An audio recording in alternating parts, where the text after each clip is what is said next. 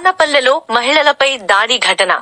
బండి ఆత్మకూరు మండలం పార్నపల్లె గ్రామానికి చెందిన వెంకటేశ్వర్లు, భార్య శిరీష దంపతులు కుటుంబ కలహాలు కారణంగా గత 2 సంవత్సరాలుగా వేరువేరుగా కాపురం ఉంటున్న నేపథ్యంలో వీరు కలిసి ఉంటున్నప్పుడు భర్త వెంకటేశ్వర్లు అప్పుగా తీసుకున్న డబ్బులు చెల్లించకపోవడంతో అప్పు ఇచ్చిన ఫైనాన్స్ వాళ్లు శిరీషకు ఫోన్ చేసి అప్పు గురించి కనుక్కునే ప్రయత్నంలో పార్నపల్లెకు వచ్చిన శిరీష, ఆమె బంధువులపై పక్కా ప్రణాళికతో ఒక్కసారిగా భర్త మరియు వారి తరపు బంధువులు మూకుముడిగా దాడి చేసి విచక్షణారహితంగా శిరీష, ఆమె అక్క మహాలక్ష్మిపై దాడి చేశారు.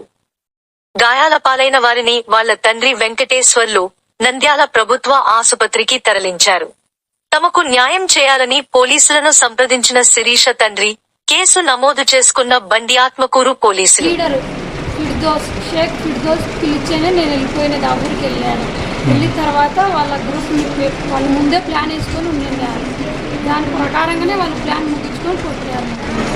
అదే సంసారానికి రావు అంటే ఆయన వేరే ఆమెను పెట్టుకొని నన్ను టార్చర్ చేస్తుంటే నేను వెళ్ళిపోయినా అమ్మాయి 8 నెలలు అయింది. 8 నెలల నుంచి పక్కనే ఉన్నాను.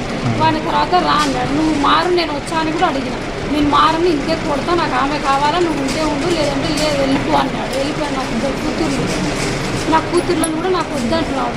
మన కూతుర్లను కూడా మనం వద్దని ఒప్పుకున్నాను. మన స్వీట్ అంగడి బండాత్మకంలో స్వీట్ అంగడి పెట్టుకున్నాను. ఆయన ప్రకారంగానే నేను కూడా ఆ షాప్లోకే పనికి పోతాను. ఇద్దరం చేసుకుంటావాడు. ఇప్పుడు వద్దంటున్నాను. నన్ను టార్చర్ చేస్తున్నాడు. డే నైట్ తాగుతాడు, కొడతాడు, అలా చేస్తున్నాడు. వల్గర్గా మాట్లాడతాడు నా ఫ్యామిలీ గురించి. మీరు ఎందుకు వెళ్ళాము ఇప్పుడు ఆ ఊరికి? ఆయన స్పందన డబ్బులు కట్టలేడని చెప్పి నేను సైన్ చేసినందుకు పిలిపించింది లీడరు సార్ వాళ్ళు. రావాలమ్మో వచ్చి మాట్లాడని చెప్పింటే నేను పోతానే ఆయన కొట్టేసి నా తాలిబొట్టు చేతి తెంపుకొని మా అక్క వాళ్ళని కొట్టినాడు, మా బావని కొట్టినాడు. మా పిన్ని చూడడానికి వచ్చింది, నన్ను బాగాలేదంటే చూడడానికి వచ్చింది, ఆమెను కూడా కొట్టినాడు. ఆ శ్రీకాంత్, రాములమ్మ, వెంకటేశ్వర్లు నా భర్త కొట్టినారు. వాళ్ళు ముగ్గురు కలిపి కొట్టినారు.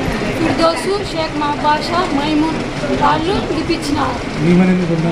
ఇవేమి అడ్డొచ్చిందని, నువ్వు అడ్డొచ్చినావు అని చెప్పి, నువ్వు భర్తను వదిలేసినావు అని చెప్పి మా అక్కకు వాళ్ళ ఊరల్లా ఈమెకు భర్త లేడని చెప్పి మొత్తం చెప్తున్నాడు. ఊరికి పోతానే వాళ్ళు మీ అక్కకు భర్త లేడంటనే అని నన్ను అడుగుతున్నారు, ఆమెను అడుగుతున్నారు. వాళ్ళ ఊరికి వెళ్ళి మా అక్క నాకు భర్త ఉన్నాడని నిరూపించుకోవాల్సిన కర్మ వచ్చింది. వాళ్ళకి మాకు న్యాయం కావాలి. సార్ దగ్గర నుంచి కంప్లైంట్ ఇచ్చినారు. ఆయన బెయిల్ నుంచి బయటికి వెళ్ళినాడో ఏమో తెలియదు.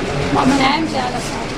నేను నా చెల్లెల్ని కొడుతున్నావే అని అర్థం పడితే నువ్వెందుకు అర్థం వచ్చావు అంటే, మా అమ్మ మా నాన్న తర్వాత నేనే కదా చూసుకోవాల్సింది నా చెల్లెలకి అని అడిగి, నీకు పోయింటే నువ్వే కదా ఎప్పుడు నీ చెల్లెల్ని అంటే ఇంకేసుకొని వచ్చావు అని చెప్పేసి నా చెయ్యి ఇచ్చి, ఆ రావులమ్మ అయితే నువ్వు ఎప్పుడు నీ చెల్లెలు కట్టం వచ్చావు కదా, నీకు చంపాల ఫస్ట్, నువ్వు చంపితే కానీ వీళ్ళందరినీ చూరేసుకొని సావరు అని మాట్లాడినట్టు.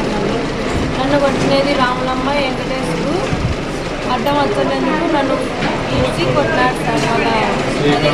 శ్రీకాంత్ నీ కాళ్ళు చేతులు ఇరగొడతా అని చెప్పి నన్ను ఈ విధంగా హింసించుతుంటే నేను పోలేక నా పిల్లలు స్పందన లెక్కకని పిలిపించి ఏరియా వాళ్ళు పిలిపించి వీళ్ళు కలిసి కొట్టినారు సార్.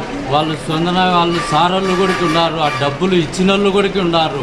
వాళ్ళ ముందరనే తాళిబొట్టు దంచి ఈ విధంగా బరికి ఈ విధంగా తయారు చేసి ఆ పాపకు ఇట్లా చెయ్యి ఇరగొట్టి పంపించారు సార్. ఇట్లా జరిగింది. మాకు ఆత్మకూరు బండి ఆత్మకూరు ఏసఐ గారు న్యాయం చేయాల్సిందిగా కోరుతున్నాను. గవర్నమెంట్ను గుడికి అడుగుతున్నాను, న్యాయం చేయాలి. సారు మమ్మల్ని కాపాడాలి.